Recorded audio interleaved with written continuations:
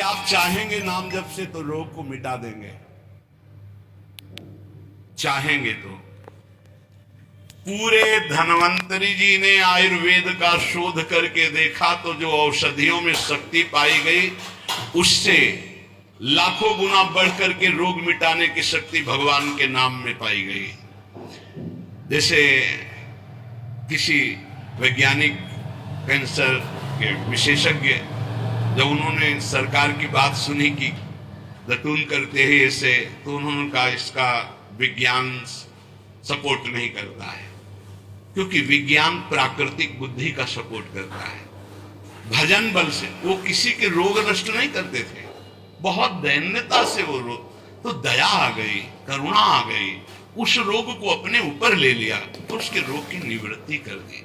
जैसे भाई जी को करुणा आई, राधा बाबा के रोग को अपने ऊपर ले लिया, उनको रोग की निवृत्ति कर दी।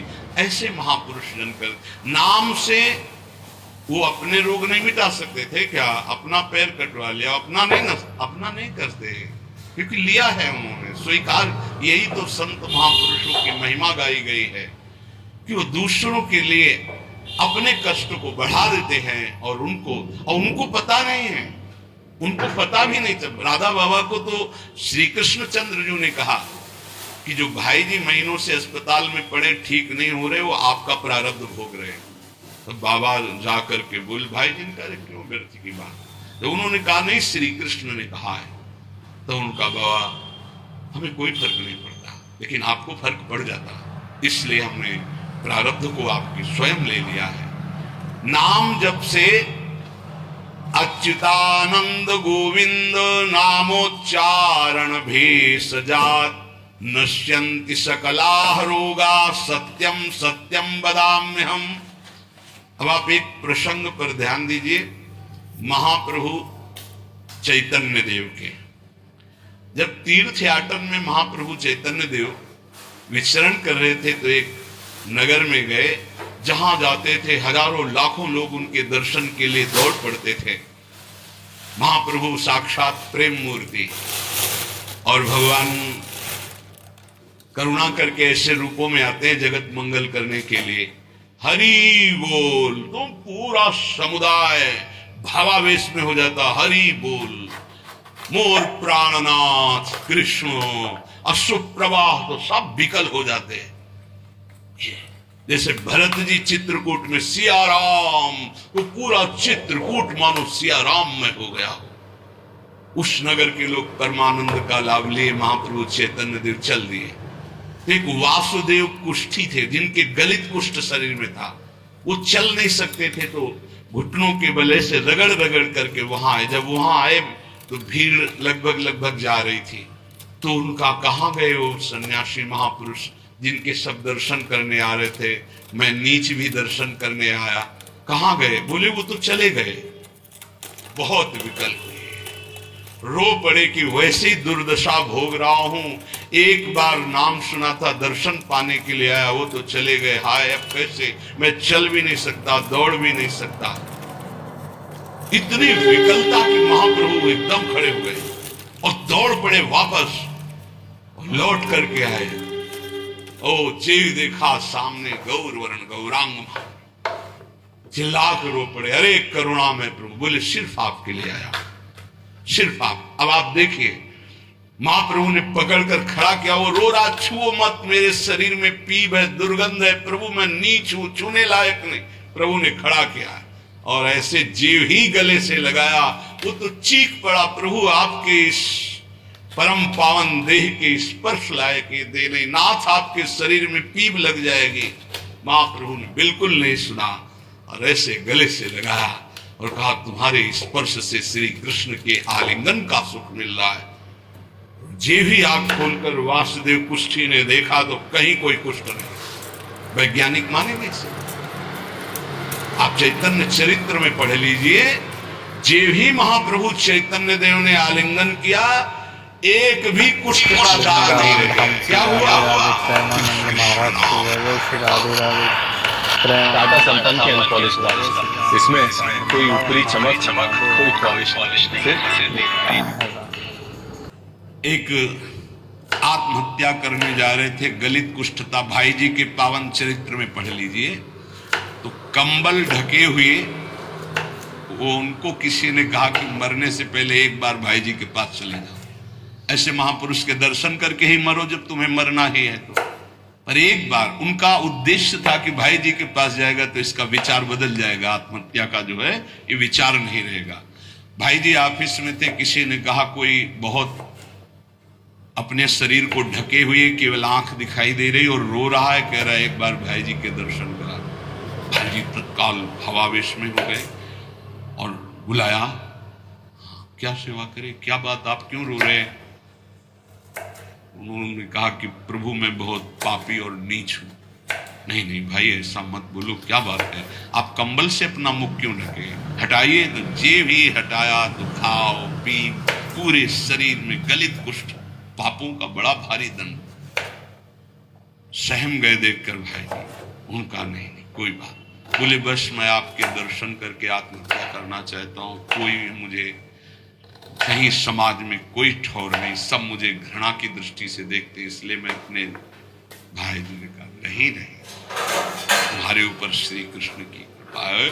ऐसे जीव ही आलिंगन किया, कुष्ठ गाय चरित्र में पढ़े। क्यों? क्योंकि नाम जप है, संकल्प किया, उसके संपूर्ण पाप नष्ट हुए, भस्म हुए, रोग गायब। रोग कहां से होता है? पाप का दंड है रोग, खत्म हो गया। न शाम्ब व्याधिजम दुखम हेयम नान्योषधैरपि हरिनाम औषधम पीत्वा व्याधिस्त्याज्यो न संशयः। कितना भी बड़ा रोग हो जो किसी और औषधि से न खत्म हो रहा हो और नाम जब किया जाए और संकल्प कर दिया जाए कि ये रोग ठीक हो जाए, तो हरिनाम औषधि से बड़ा असाध्य रोग भी ठीक हो जाता है। बोले कर लो अपनी किडनी ठीक, बीमार तो हो आप। तो सच्ची कहते हैं, वृंदावन में बैठे 100 के 100% में 1% भी इच्छा नहीं कि हमारी किडनी ठीक हो जाए। इससे बड़ा साक्षी हम नहीं दे सकते, क्योंकि वृंदावन हमारा प्राण सर्वस्व जीवन है।